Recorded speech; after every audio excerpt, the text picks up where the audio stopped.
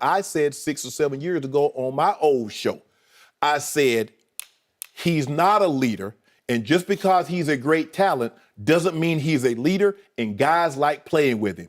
And the Packers, well, how do you know? You're not up here every day. You don't know what's going on. I know, because I was in the locker room for 14 years. And so I know people. I know guys in the locker room. I can read their body language. Yep. He's smug. He's condescending. He's aloof. Those are not great traits to have if you are going to be a leader of men. Because if guys think you don't care about them, you're dismissive because you're so much superiorly talented than they are. Skip, John and I were very, very good friends. John Elway. John Elway, my quarterback from 90 to 98. I text him from time to time. I pick up the phone. If I call him, he doesn't answer the phone. He'll call me back by the end of the day. There were times that he didn't play like the John Elway that I know he could play like. I would always tell him, you're my favorite horse if you never win another race. I wanted him to know that I was in his corner. And if I made a mistake or I dropped the pass, he would always say, T, I know you'll get the next one. That's what you need to be a leader. And see, we dismissed every time a receiver said something, Greg Jennings, Donald Driver, who it was, oh, that's sour grapes. Come to find out, Joy Taylor, there are a lot of guys eating those grapes. Because there are a lot of guys that got sour grapes, don't it? Yeah. I told you, there are 3 types of people that'll tell you the truth. Angry people, drunks, and kids. I'm telling you, I know this guy. Look, I don't know Aaron Rodgers, passing him. But if I went in that locker room when I did that interview and the mere thought of mentioning his name, guys didn't want to touch it. Yep.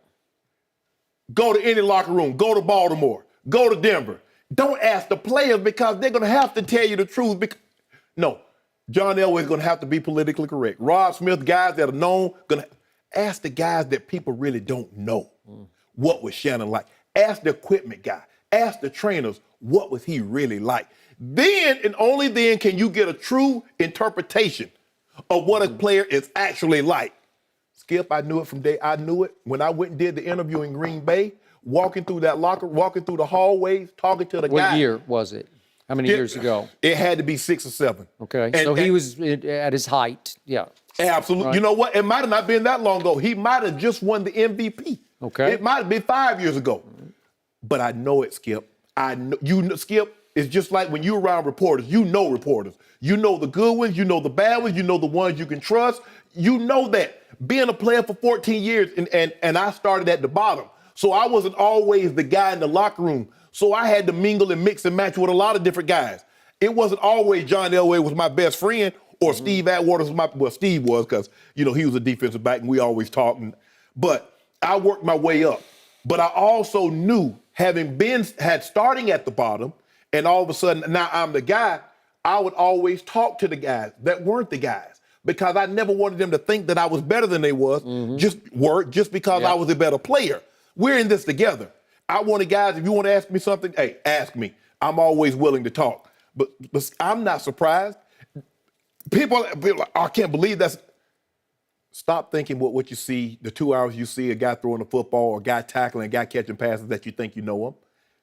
This is who he is. Here's a guy that interacted with around him because I tell you this, guys spend, players, athletes spend more time around their teammates than they do their own family.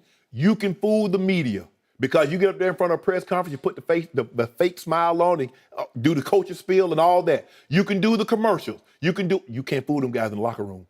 Because they see you every day. They see you come to work. They see you at work. They see you leave. You can't fool them. And you couldn't fool me. He couldn't fool me. This is who Aaron Rodgers is.